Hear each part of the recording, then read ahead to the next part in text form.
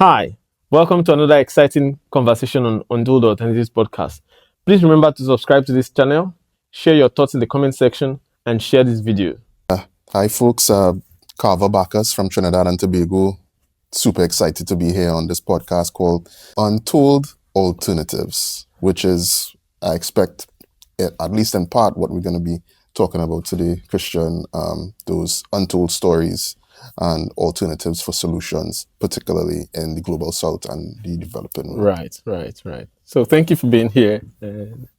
By the way, I saw this very interesting documentary. I think it's titled Interventions that you made Intervention. in Guanapo. Did I call it correctly? Yes, in Guanapo, Trinidad. Beautiful. So there was an interesting story about the people and then some kind of ecological management stuff. Can you tell us a little bit, or tell me a little bit about? Yeah, so Intervention is a documentary, a short documentary that we shot a number of years ago in partnership with the University of the West Indies and the UN in Trinidad. Oh, nice. And what it is about is this community that, basically a community that lives sort of in and close to the dump, the landfill in Guanapo in East Trinidad. And as you could imagine, if you live in or close to a dump or landfill, there would be a number of environmental challenges that you would face, health issues, pollution, and social issues as well, right? So this documentary really attempted to sort of, highlight not only the challenges, but also some of the solutions that the community members are able to come up with to solve some of these problems in collaboration with the UN and the UE. Specifically, there was a aquaponics project that they had developed and implemented in that community. It was a pilot project, and the idea was to have a closed aquaponics system that they can grow food and they can rear fish in a closed system. Of course, there are a lot of concerns about, the quality of the water in that community, the quality of the soil. So this was one way to ensure that the food that they grew was good and wholesome. And it's something that, they could certainly feed to their families and without fear. So that was really the purpose of the project. And I think the ultimate impact of that project in the community was above and beyond the question of what they were able to grow or what they were able to rear with the system. It was more about sort of fomenting this idea of community resilience and self-determination or self-reliance. And I was happy that we were able to show this story, and I was happy that the folks in our community were able to learn these skills. But it's not about those specific skills, it's really about how to come together as a community to do I think that's the most important thing. I think the impact is actually enormous because looking at the way the whole project was organized, I think one thing that stood out for me is that it becomes a solid bedrock for the local economy as well. It gives the people a sense of independence. And it means that they can also now pursue their own goals independently without having to rely on external sources, and then converting something that ordinarily would have looked like a challenging situation to an economic opportunity. And that brings me home to some of the things I want us to talk about in this conversation, which is about impact and education. I think the world is more educated. We have more people getting more degrees and going to school and all of that. And then our communities seem to be lacking something, a touch of impact of, our enlightenment and our education. So I don't know if you'd want to share some of your thoughts around what do you think could be that stumbling block to the impact? In terms of community sort of enlightenment, I mean, that is a very complex question, right? It's a huge question. It's a number of things. You could take it from any direction, right? The reality is that, countries in the so-called developing world are former colonies, and there's the question of neo-colonialism, which is very alive and very real in our time. And education systems are impacted by this neo-colonial system. What we learn and how we learn it may not fit with our cultures. It may not, in fact, sometimes it doesn't even fit with the time because it's an old system, a neo-colonial old system. So it not only does it not fit with our culture, it doesn't fit with our time, it doesn't fit with our space. So given that simple reality, it's going to be challenging to say, okay, we fully understand what we need to learn. We fully understand how we need to respond to the current economic, social realities that we are faced with. Parallel to that, there's a question of leadership. All right, so we have a system, right, that is not really serving us.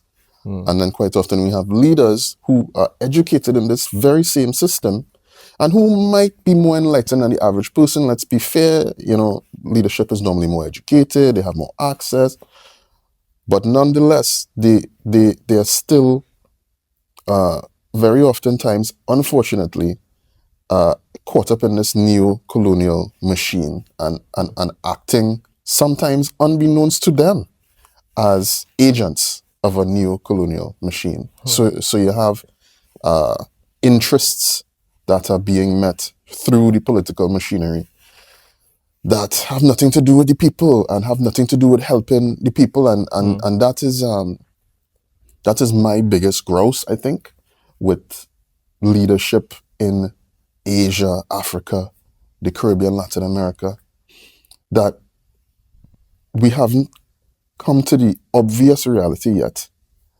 that it's about the people, and that if the people are okay, everything is okay. Right. Somebody shared a thought one time.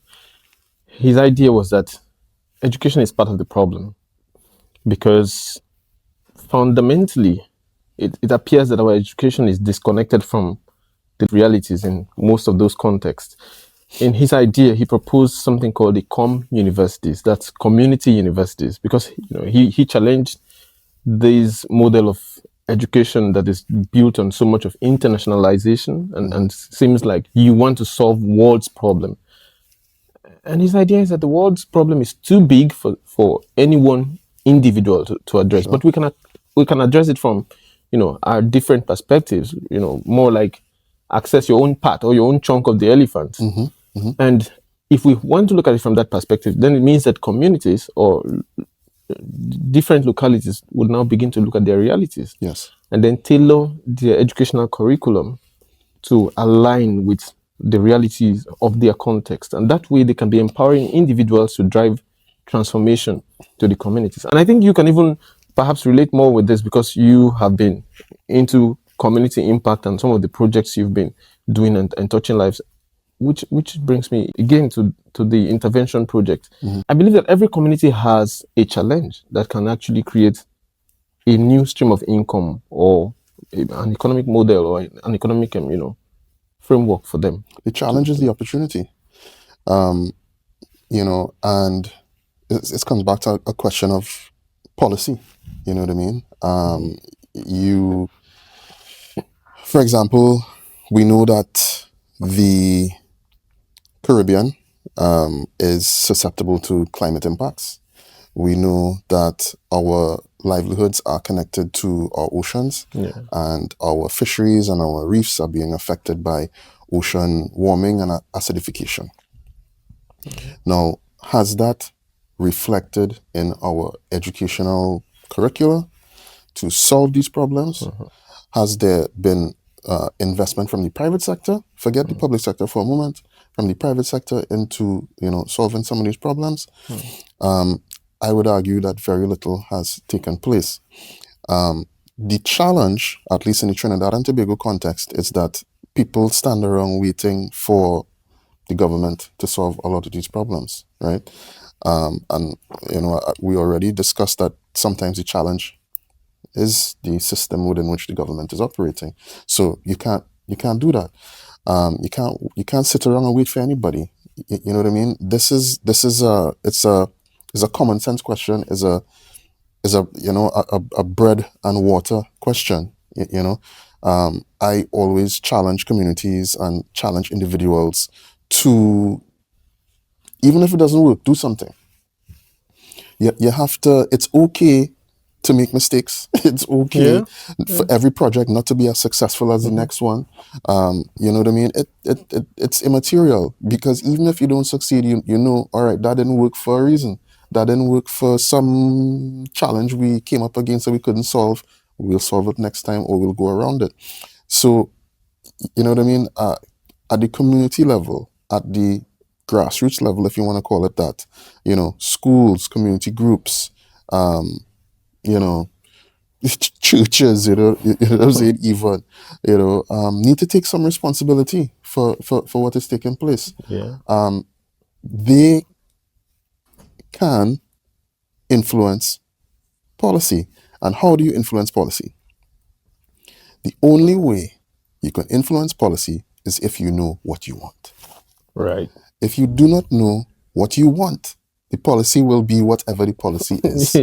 Whoever says policy A, policy B, that is what the policy is going to be. But if you cannot talk to each other, right? If you cannot come together, talk to each other, and agree and say, listen, I think this is what we want. These 5 things. This is what we want. This is what we want to see. This is where we want to go, right? Yeah. Vision. You know, then when you get that, then you could chart a path. Then you could say, okay, in order to get to that mountain over there, we have to cross the stream, we have to go through the valley, we have to go up this side, come back down the next side, and we could chart a path and we could arrive at our goal. But if we don't even know that's where we want to go, then we'll just walk around aimlessly and you know, and we'll get nowhere. Yeah. Lately, I've been following this field of management history, which actually takes more of a historical perspective to look at developmental trends of the world. And it appears that pre-modern development was actually more built on communities. Communities were the driving forces of pre-modern development. When I look at that history again from, for example, the pre-colonial times, many countries now in the global south, they were operating independently. They had something going on for themselves. Typically, they had an organized system that actually centralized power in the hands of the people. And that was the whole locus of community. So they could come together, they could think about what to do, they could reason together and pursue a common goal, be it local, be it, I mean, whatever it was. But that sense of unity, that sense of interdependence and interconnection between themselves, and it seems to have worked. Because for me, when I look around some of these countries, it seemed like they were doing better back then than many of them are now. And so what surprises me is that now we have technology, we have so much science and so much education, so much enlightenment all over the place. But why then are we going so backward? Now the world seems to be so much divided. The communities now more or less seem to exist as mere semantics, just the word community. And then the intricate webs that bind the people together seem to be missing. I agree.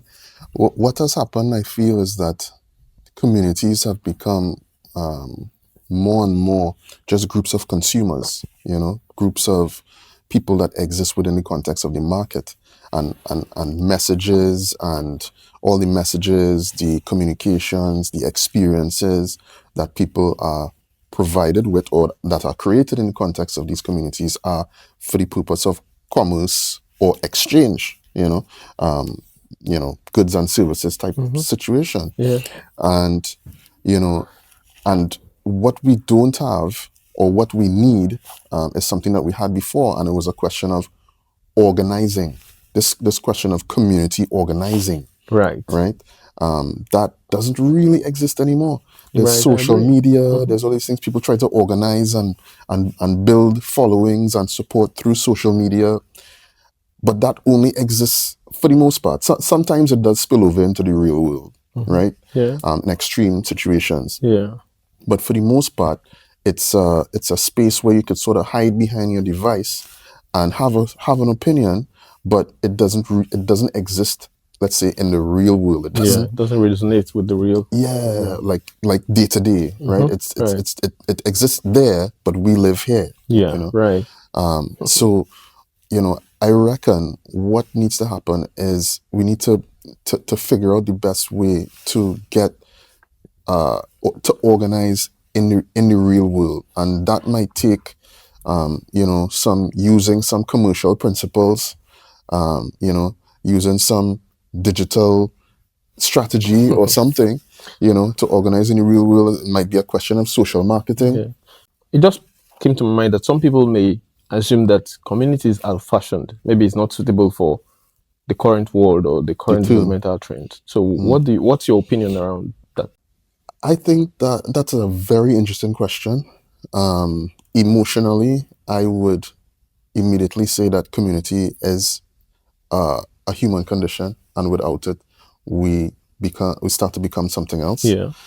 I feel as though the lack of community or communities losing the cohesion from what, let's say, our parents or our grandparents might have had.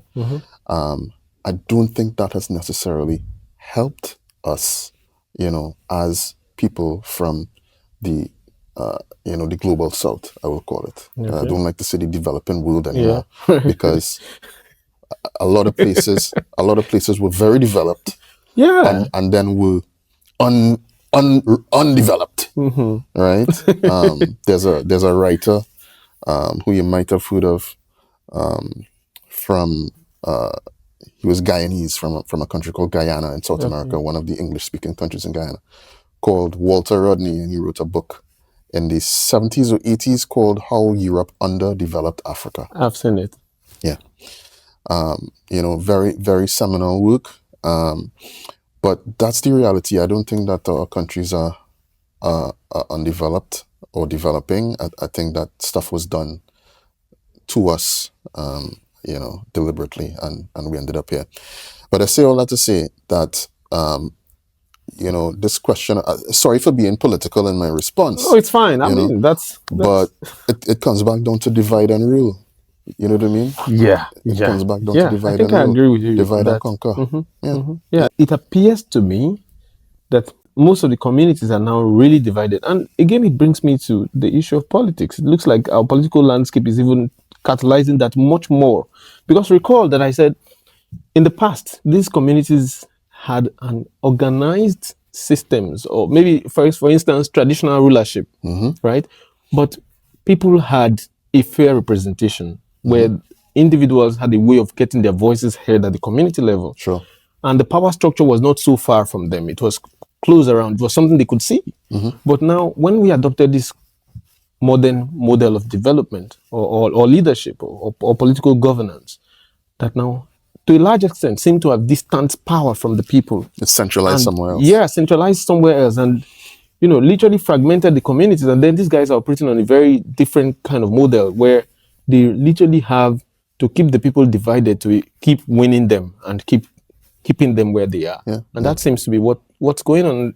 And the more that happens, the more people also disconnect from the central, would I say, structure of what the community is. Because now people seem to be pursuing their personal interest at the expense of the community. And it takes me back to something you mentioned also, transactionalization. Community relationships have now become really transactional. I think we can go on and on this, but then I want to take us back to education now, and where I think that the solution lies. Somebody said, education brought us here, and education will bring us out. So let's talk some more about impact and some of the projects that you have been involved in different countries, I suspect. Yeah, I mean, my focus generally is on the question of storytelling, and harnessing storytelling for development. That could be in the context of sustainability, for example. So probably one of the projects that I'm most proud about, longest running project certainly, is a Green Screen Environmental Film Festival, which is now in its 15th year in Trinidad and Tobago. Wow. We've had activities, screenings in Guyana. We've had screenings in New York, Toronto, That's huge.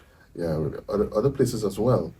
And what we basically do is we program films that we feel will connect to the audience in a real way and sort of inspire the audience to take some level of action or, trigger something in them that they could say, oh, okay, these things are affecting these people in this part of the world.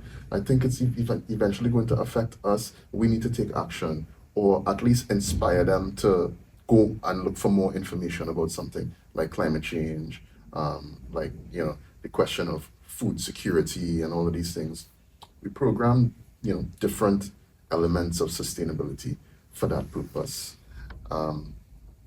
And yeah, and one of the things that we enjoy the most is talking to students, right? Talking to, young people, Yeah. and encouraging them toward careers in the sustainability field.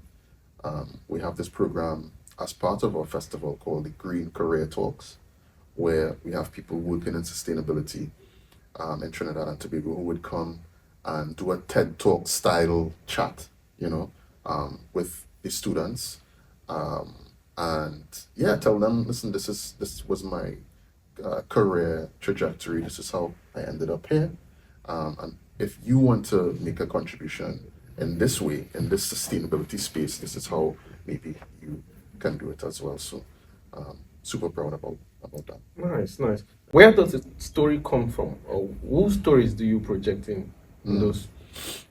Yeah, well, stories are a funny thing, right? So it's not a question of any old story. For me as a filmmaker, I try to tell stories that would resonate, are simple, but the simplicity would resonate with the widest possible audience, a local audience, an international audience. Stories about people and stories about struggle and triumph. That's something that anybody could relate to. Everybody has problems, and everybody's trying to overcome those problems. That's our human condition. We are all just trying to be okay. You know. So those are the types of stories that I try to bring out through, my work as a filmmaker. But the stories that we share, not there's not always from my perspective. We share all sorts of different stories through film. But for example, I'll give an example of what we might share with the students. Last year, we had a film called Uncivilized by a colleague of mine, a filmmaker called Michael Lees from Dominica. Dominica was hit by a Category 5 hurricane, Hurricane Maria, a number of years ago. I think it was 2017. Michael, as I said, is a filmmaker. He was actually in the bush, you know, finding himself, reading sacred texts and hunting for food in the bush in Dominica when the hurricane hit. And he had his equipment. So he documented his entire experience in the bush by himself. And that film became the film Uncivilized. And so we shared that film with the students to show them, number one, this is what a hurricane looks like. This is what an experience like that would feel like, you know. Number two, these are the considerations that we all need to be examining.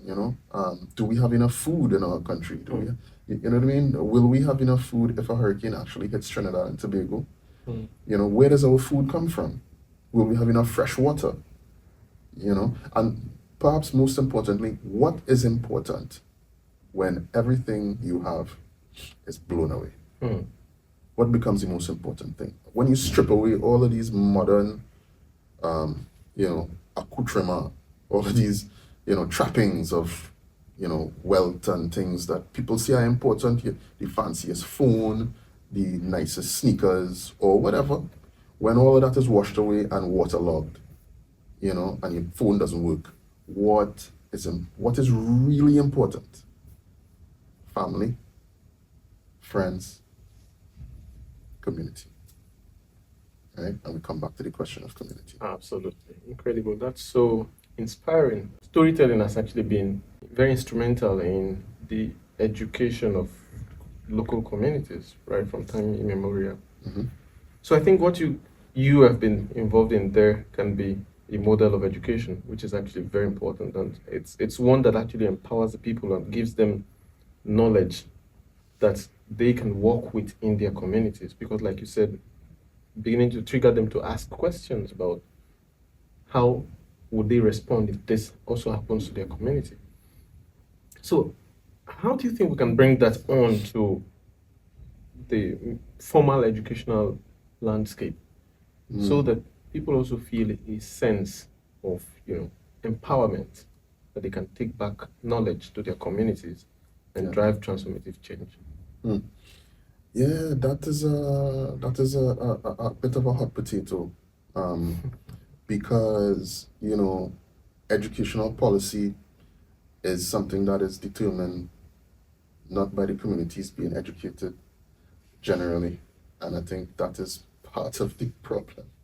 You know, if you disconnect, for example, in Trinidad, you have a lot of fishing communities along the coastal areas, but there isn't any technical fishing education in those communities. One might argue that maybe, you know, maybe you don't need technical fishing education. Maybe it's just something that you're supposed to learn. But I have found that sometimes you need to formalize things in order to keep traditions going. Otherwise, your fisheries will just die out, right? So ultimately, I think, like so many things, one has to figure out how to build the bridge between the industry, business, uh, entrepreneurship, education, vocation, and policy. And the only way really to do that is to ensure that those three sectors are talking to each other and sharing their challenges and issues with each other. If the policy people at the Ministry of Education just go to work and go home, and they're not really concerned with their stakeholders outside of their building, that's a ivory tower. They're just there and they're just with their heads down, and that is not how development works. Right. That's not how development works. So, yeah, it's a question of facilitating exchange, documenting wishes, desires, development. Let's call it let's call it. It's a question of, for me, a lot of these questions are about planning. They're about knowing where you want to go. And I know I mentioned this earlier, but if you have a country and the country, the leadership of the country, maybe the people of the country, say, listen, we want to be, I just throw out a crazy example, we want to lead the region and the world in cocoa production, let's say, right? Then you want to lead in cocoa production. Okay. Well, in order to lead in cocoa production, we know that we will need people who can grow cocoa, but we'll also need people who will be able to process cocoa. We need to ensure that we have logistics down and proper shipping, da da da da da. If we don't plan like that and all the stakeholders come together, understand what the other is doing, then we just spinning top in mud. We just talking. You know what I mean? Yeah. Sure. I think that has been a huge part of maybe the problem also, this fragmentation of sectors. So one thing I picked from what you've said now is that there needs to be interactions between the actors. Definitely. And definitely. I think that makes a lot of sense, because going back to community, it seems like we've always or largely looked at community from the lens of what can education give to the community. I think we now also need to think of what can the community give to education, in terms of also this reciprocal interaction. 100%. Going forward. Yeah. Now, you have been championing storytelling. I know you mentioned earlier that the stories you pick come from different perspectives, but does it occur to you also that somehow these stories also preserve community memories? Yeah, it certainly occurred to me. you know, film is a medium that more than anything is an emotional medium. And when you have an emotional experience with a film, it can embed something in you, a memory, a feeling, emotion. And when those things are embedded in people, that's when you find that they will have a particular response to something, to a certain stimuli. Because they have an emotional connection to something through what you've shown them, through what they've been able to experience, or through how you've been able to touch them. And that's basically why I, use the medium of film, because if you're going to try to, let's say, change somebody's perspective or change somebody's position or make them think about something, one of the easiest, or maybe not easiest, but one of the straightest channels to that is making them feel something, right? It's ultimately, it is a question of emotional connection. It is, I know that's not super scientific per se. It's less empirical than we would like, but we can reflect on movies that we've seen that we remember all our lives. We can reflect on music, that we hear in our heads. We haven't heard a song or a lyric or a riff for decades, and all of a sudden that would just come back to us in a moment of some emotional moment, and that is really what it's about. It's the science of figuring out those triggers and those levers and those ways of communicating to make people say, nah, yeah, I really love this, or I really don't like that other thing, and I feel as though I want to do something about this dissonance that I'm feeling, you know. Right. As we begin to wrap up, I want to ask you, what inspired you to go in this direction of impact? Yeah. So I think when I was a youth, when I was younger, I was very much into, like I said, make mixtapes with my brother. We used to do skits and make all sorts of Oh, you, crazy you were stories. planning to be a musician? No, no, no. Okay. Well, I'm talking about, like we're literally 8, 9. Oh, My brother must have been 6. oh, You know, okay. in those days, you're using a mic, and you have a 2 deck tape deck, and you're recording and overdubbing, you know, and we're just entertaining ourselves, right, doing that,